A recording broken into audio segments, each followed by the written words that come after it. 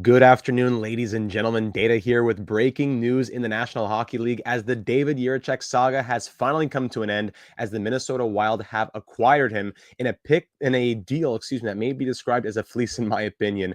We'll start breaking it all down. Let's get right into it right here, starting with who the Minnesota Wild are acquiring. A great young right-handed defenseman who was the former 6th overall pick of the Columbus Blue Jackets, a young offense-first defenseman, if we look at the Jay Fresh card to start things off, who plays a creative and aggressive game with and without the puck, but has struggled with positioning and especially mobility early in his career, which has led to the falling out, I suppose, with the Blue Jackets organization, being sent down more often than he would like to be, especially as the 6th overall pick in 2022. Now he's at an age where he's looking at Nemec playing. He's looking at Korchinski playing. Yes, he's played 53 games, but he's been toyed with up and down parts of 2022-23, 23-24, and now 24-25, all in the AHL. He's gotten a little bit of a taste in the NHL, but never enough to stick. And I'm sure that he's thinking, what is going on? And here we go. The Blue Jackets say, let's just cut our ties with you. So David Jiricek right now, very small sample size. It's just how many NHL games we have to look at here?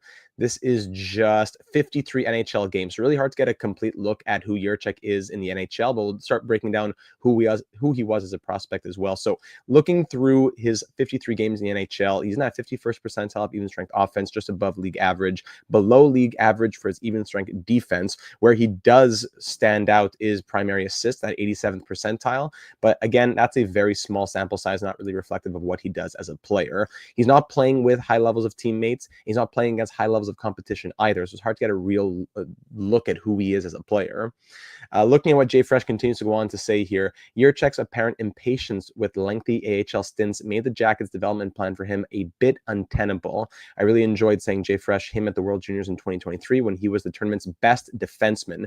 He's a real presence and no doubt confident in his abilities. So now the Minnesota Wild get to acquire him with a 5th round pick. Why not? For Daemon Hunt, a 2025 first, which should be one of the final picks of the draft, of the first round of the draft, a 2027 second, and a 2027 fourth. Now, if we go back a little bit further on David Jiricek, we look at Patrick Bacon breaking it down back when Jiricek was drafted. As David Bacon says, playing against grown men and scoring, like Jiricek has done over each of the past 2 years in the Czech League, is nearly unprecedented for a prospect his age. With his impressive size, he seems a steal at 6th overall. This was his projection coming out of the World Juniors, moving into the draft. And with the projection being what it is right now, obviously we haven't really seen much of that just yet. But I wonder if given a full season in the NHL, would that be anything different with Minnesota Wild? It maybe not. I'm not even just saying a full season, but a full consistent season. No scratches, no send downs. Give him 18, 20 minutes per night and see what he does. I wonder what kind of piece he could be for the Minnesota Wild, who get him at a bargain and really with pretty low risk. Yes, it's a package. Yes, it's value. I'm not going to pretend that it's absolutely nothing, but it is a fleece in terms of the value that comes back, not in terms of the situation, because the Blue Jackets had to get what they could, but in terms of the situation, it's in terms of the player that they're getting, value-wise, it is a fleece, with Daemon Hunt, a first, a second, and a fourth being all that they get back. I say all that they get back, but that's a 2025 first, which should be like 25th overall or later, and then a pick in the 2nd and 4th rounds of a draft that are 2.5 years away from today. Players who are 15 years old who are going to be drafted by then or even younger. So the Blue Jackets as an organization, they had an excess of defense. That's true. But I don't think that you could say that he was one of the pieces that they were super interested in moving out if they had to move someone out. If you look at their defense and their system, they have Kuhlmans, they have Matejchuk, yes, even Svozil, guys like that. But David Jiricek was going to be the future of this organization's blue line, especially on that right side. Yes, they're stacked right now. Werenski on the left, Severson on the right, Provorov on the left, Goodbranson on the right, currently injured.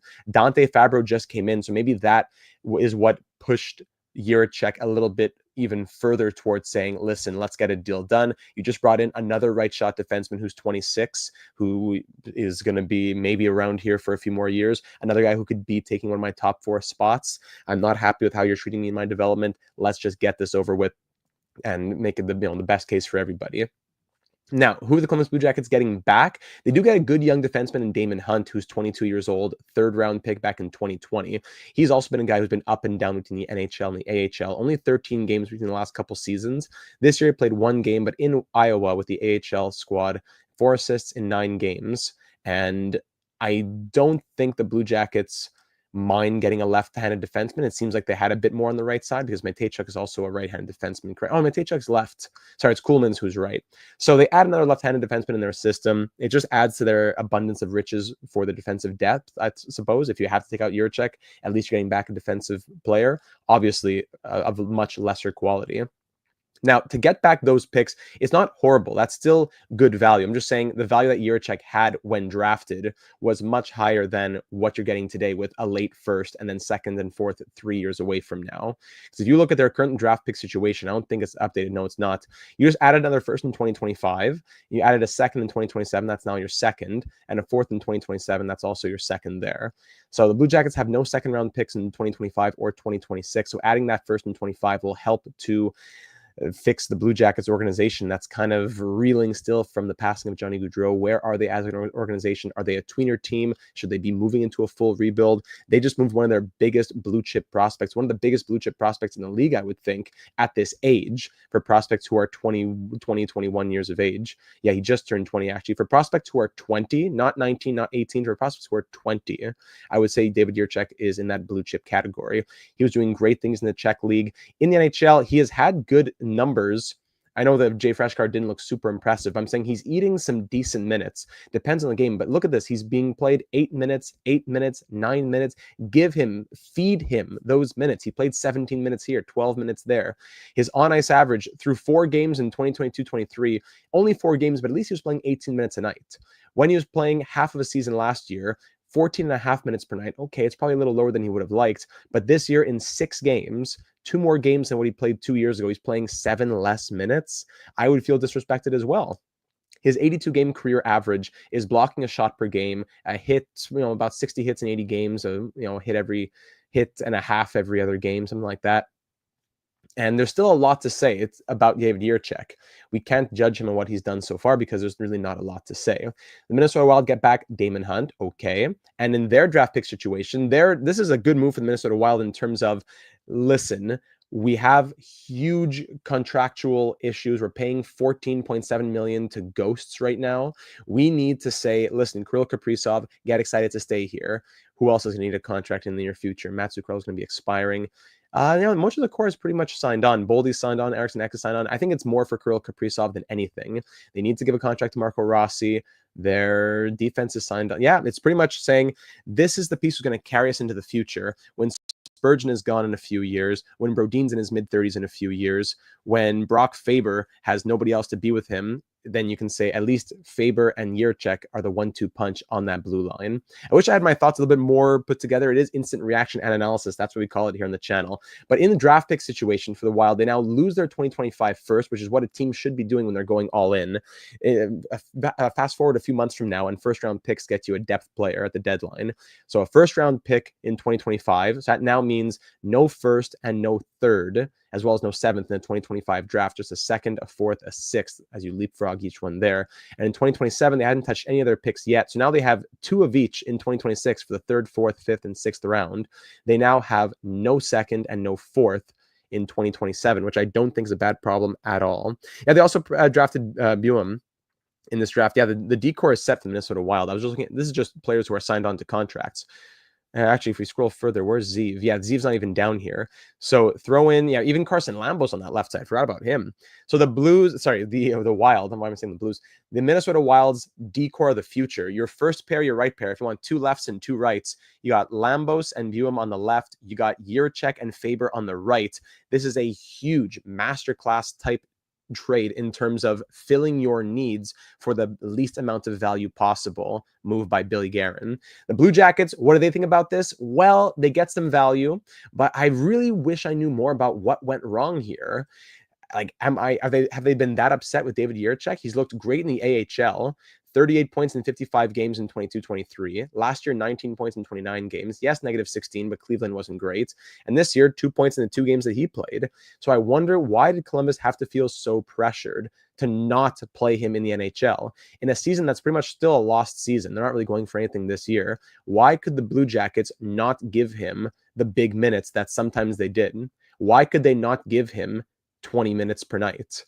I don't know. Like, were they that, if we look at defense here, I know your top four is 1, 2, 3, and 4 now, Dante Fabro, but why did you feel the need to go out and get Dante Fabro if you have David Jiricek, who you're trying to develop, right? So that's what confuses me on this deal. That is what confuses me. Daemon Hunt, Minnesota Wild, we looked at a little bit as well. And there you go. Is there any other? I wonder what the quick analysis is of this one. If we refresh here on Twitter. And Vasi already put it out there on the Minnesota Wild. Very good.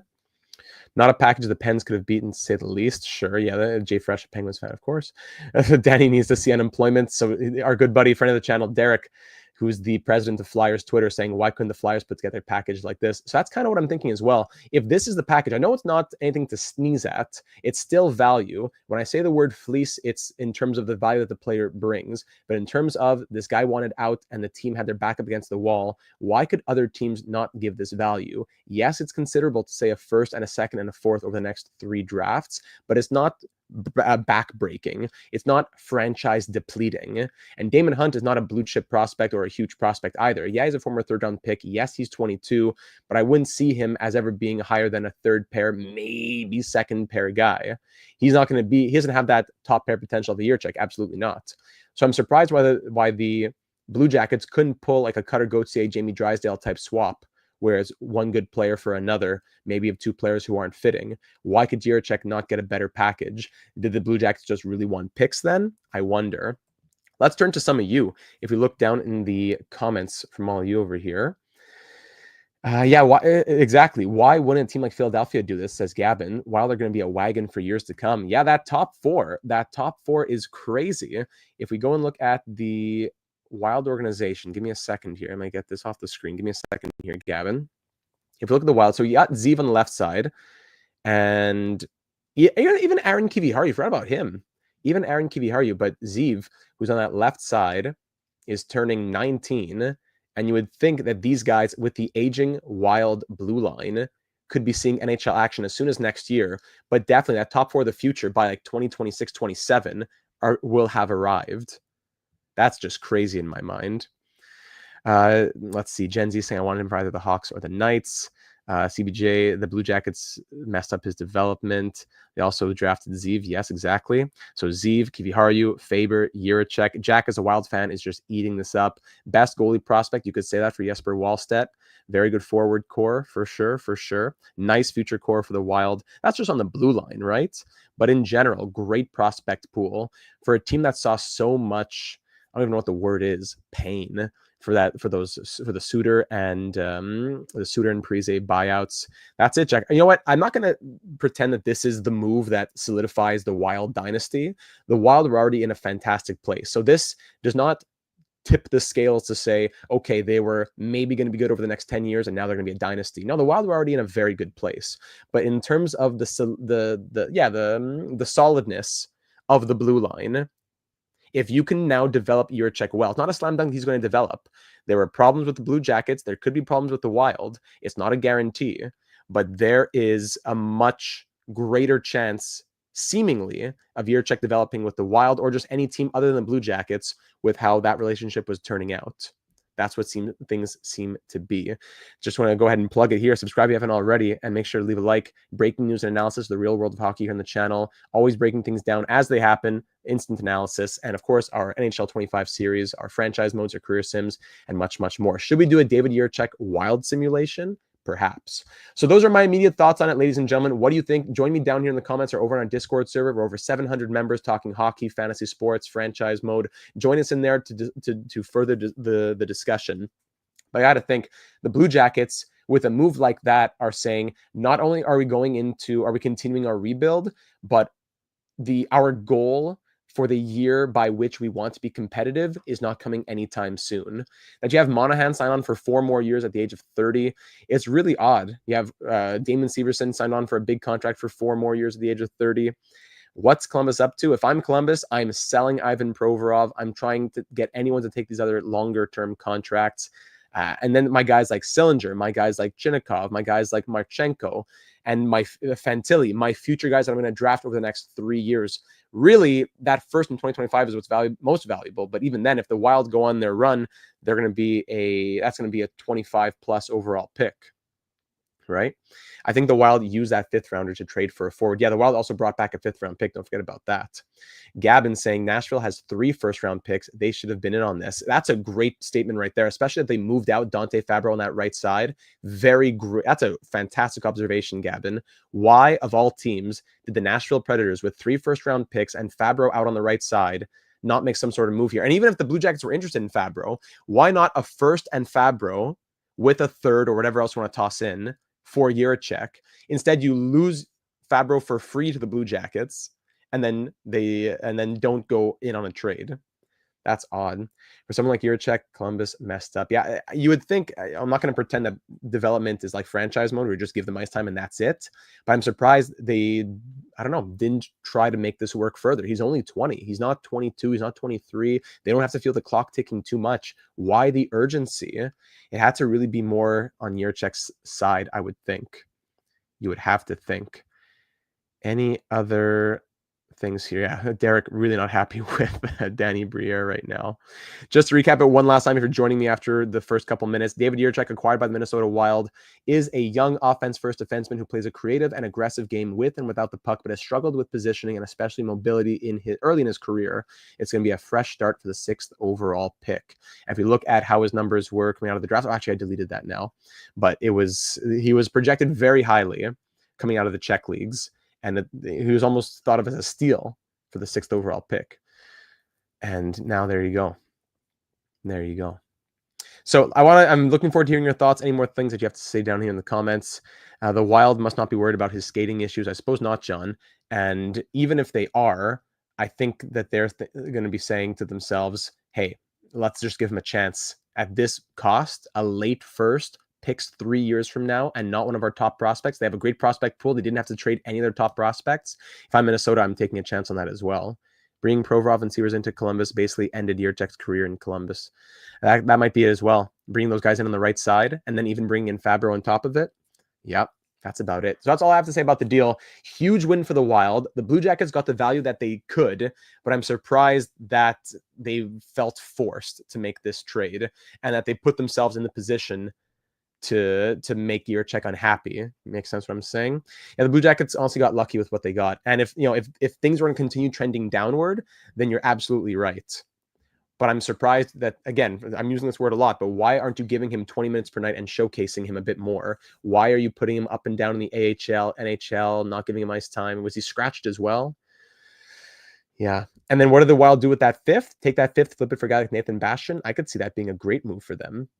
So I'll end it off there, ladies and gentlemen. There are my instant thoughts. Looking forward to hearing what you have to say. Subscribe to also, and hit that bell, of course, to be notified whenever there's a live stream for breaking news and analysis in the real world of hockey, our franchise mode series on NHL 25, on MLB The Show 24, our career simulations. Should we get a Jiricek career sim? I did a career sim, actually. I'll put it in the cards of this one in the top right corner after the live stream's done. We did a David Jiricek career simulation. And you know what? I'm going to go ahead and show it. Give me 1 second right here. I'm going to go ahead and show it to you. The David Jiricek career simulation. Let me pull up these numbers. These were the numbers that he had. Let's see this. Yes, I have him right here. When simulated on NHL 23. Let me go ahead and share my screen there.